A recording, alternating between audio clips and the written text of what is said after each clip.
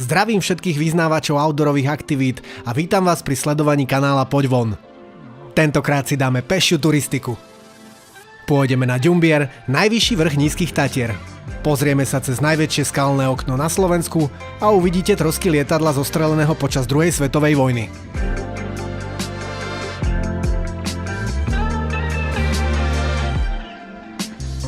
Naša trasa začína v obci Liptovský Hrádok, kde pri vlakovej stanici začína červená turistická značka. Trasa vedie kaňonom k turistickému rozcestníku Brdkovica. Kaňon trochu pripomína ľahšie úseky známych Jánošíkových dier v Malej Fatre. Na ceste sa pripravte na rozvodnený potok. Celá naša trasa je na 2 dni. Výstup po nej k chate Milana Rastislava Štefánika trvá približne 7,5 hodiny čistého času.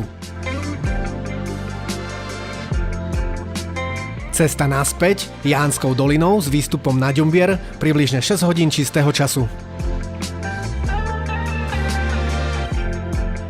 Trasa vedie teraz k vrcholu Sleme, kde sa nachádza prvý záujmový bod. Sú tu totiž trosky lietadla, ktoré bolo zostrelené v noci 13. októbra 1944. Dvojmotorové lietadlo Lisunov LI-2 letelo na pomoc Slovenskému národnému povstaniu.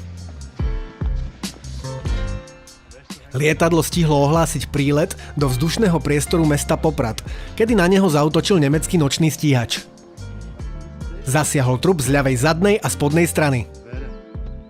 Lietadlo havarovalo v nadmorskej výške 1470 metrov na kóte Sleme. Pri páde sa stroj zachytil o stromy, prevrátil sa pod voskom hore a značne sa deformoval. Na palube nikto neprežil. Zahynulo 6 členov sovietskej posádky a 13 členov 2. československej paradesantnej brigády. Trosky sú roztrúsené na viacerých miestach.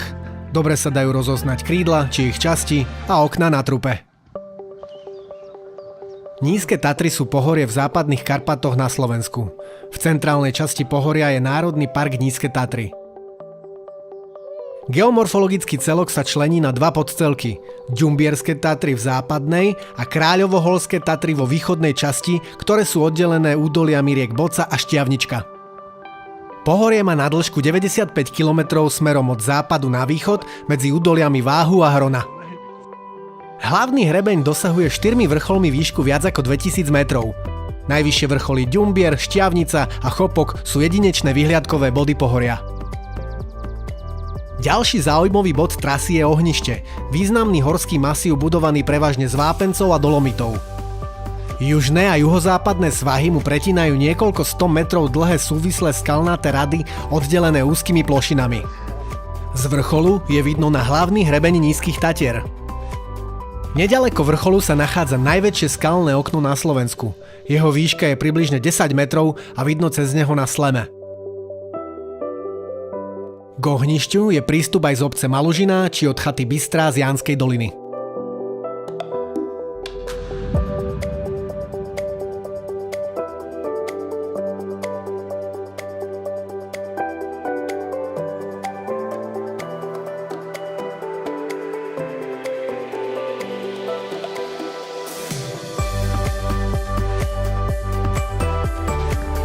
Nízke Tatry sú po Vysokých Tatrách druhým najnavštevovanejším pohorím Slovenska.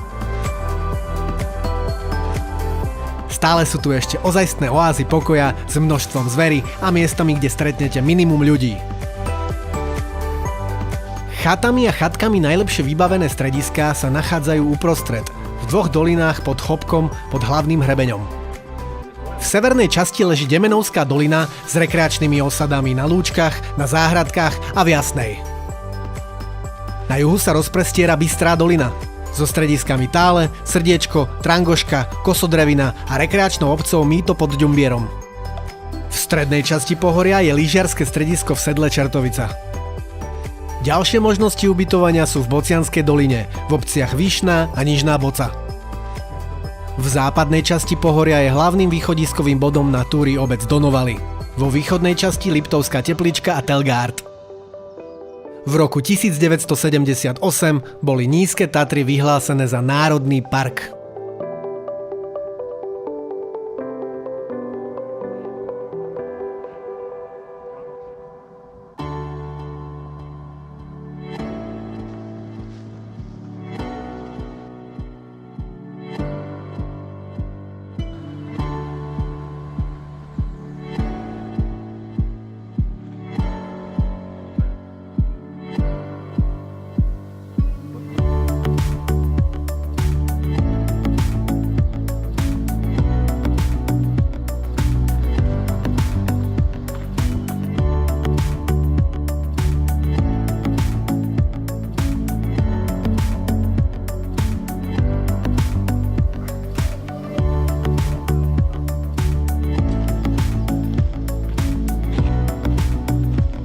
Trasa ďalej pokračuje vrcholom Rovná hoľa cez Bocianske sedlo, Králičku až na chatu Milana Rastislava Štefánika.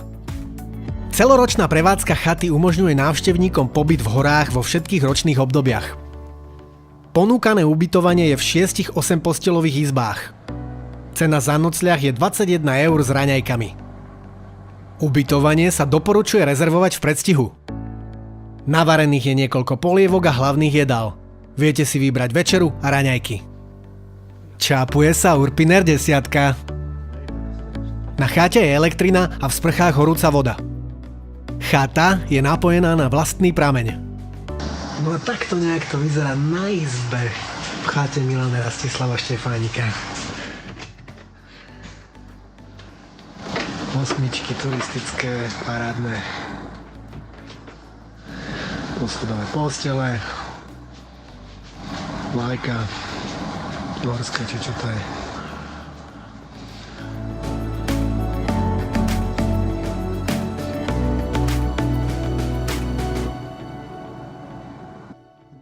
Základný kameň chaty pod Ďumbierom bol položený v roku 1924. Táto chata mala nahradiť útulňu, ktorá bola postavená na vrchole Ďumbiera v roku 1902. Útulňu nazvali Karlova ochranná chata, ale dnes je to už len kopa kamenia. Chatu dokončili a slávnostne otvorili v roku 1928. Chatu v roku 1944 zasiahol delostrelecký granát. Po vojne bola chata opravená a v 50. rokoch dostala na počesť povstaleckých bojovníkov ideologicky priateľný názov Chata hrdinov Slovenského národného povstania. V roku 1990 bola na priečeli chaty odhalená busta Milana Rastislava Štefánika a chata sa oficiálne vrátila k pôvodnému názvu. Na chate je dopyt po brigádničkách cez letné prázdniny, takže ak si z okolia a chceš si privyrobiť, kontakt nájdeš v popise videa.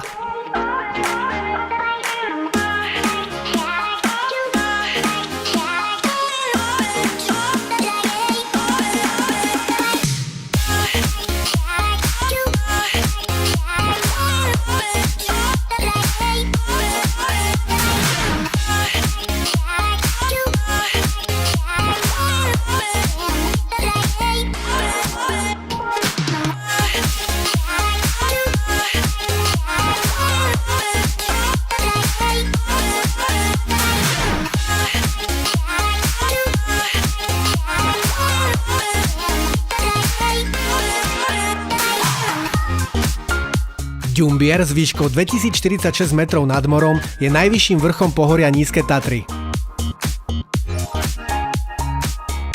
Nachádza sa medzi Krúpovou hoľou a Králičkou. Na vrchole je vybudovaný železobetónový pilón a stojí tu veľký slovenský dvojkríž z dreva. Na severe sa javí ako mohutný vysokohorský masív s 500 metrov vysokými stenami. V okolí vrcholu je možné stretnúť kamziky a svište. Z vrcholu Ďumbiera je veľmi dobrý kruhový výhľad na prakticky všetky pohoria stredného a severného Slovenska.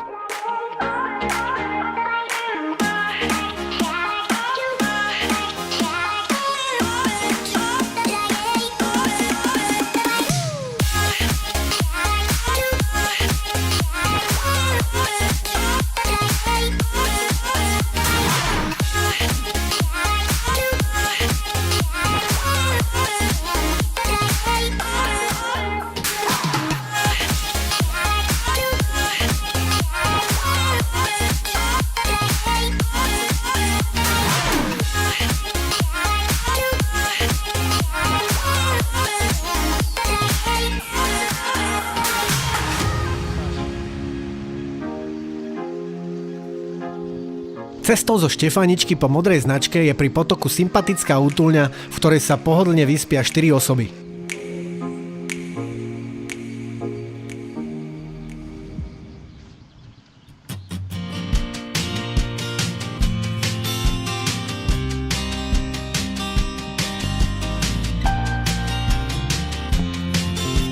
Celá trasa Jánskou dolinou je veľmi pohodlná aj na výstup. Má len mierne stúpanie, najstrmšia je tesne pod Štefáničkou.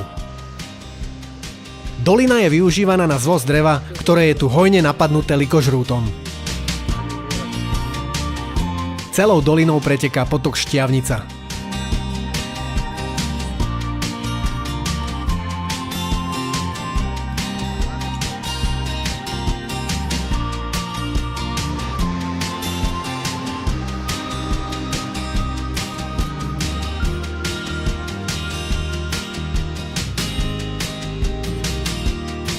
Na trase je ešte horáreň alebo chata Bystrá. S kapacitou 22 osôb ponúka ubytovanie v 6 izbách. Súčasťou chaty sú 2 dvojlôžkové, 2 štvorlôžkové a 2 päťlôžkové izby. Oblasť Nízkych Tatier poskytuje aj možnosti kúpania. Vodné nádrže Bešeňová, Krpáčovo, Liptovská Mara, kúpaliska v Liptovskom Jáne, akvapark Tatralandia a mnohé ďalšie. Ďalej sa tu nachádza množstvo jaskyň. Z tých najznámejších spomeniem Bystriansku jaskyňu, Demenovskú ľadovú jaskyňu, Demenovskú jaskyňu Slobody, jaskyňu mŕtvych netopierov a Važeckú jaskyňu. Aj v tomto videu navštívime jednu nemenej významnú Stanišovskú jaskyňu. Jaskyňa je v Jánskej doline, kde sa okrem nej vraj nachádza až 200 menších či väčších jaskýň. Malá Stanišovská jaskyňa má 871 metrov a v sprístupnenej časti prejdete približne 400 metrov. Trvanie vstupu je asi 3/4 hodina. Pozdravte ho, že ahoj Fero. Čau Fero. Teplota v jaskyni je okolo 6 stupňov. Vstupy sú každú hodinu a vstupné je 6 eur. Otvorená je denne od 10. do 16. hodiny. Zažijete veľmi netradičný zážitok, pretože jaskyňa nie je osvetlená a každý dostane svoju čelovku. Praveká tabuľka ukazujúca smer unikového východu. K jaskyni je prístup autom z Liptovského Jána. Celá trasa v tomto videu sa dá ideálne absolvovať práve z tohto miesta. No a to je na dnes už naozaj všetko. Ak sa vám video páčilo, nezabudnite dať palec hore a kliknite na odoberať kanál. Ďakujem za pozretie a vidíme sa na budúce.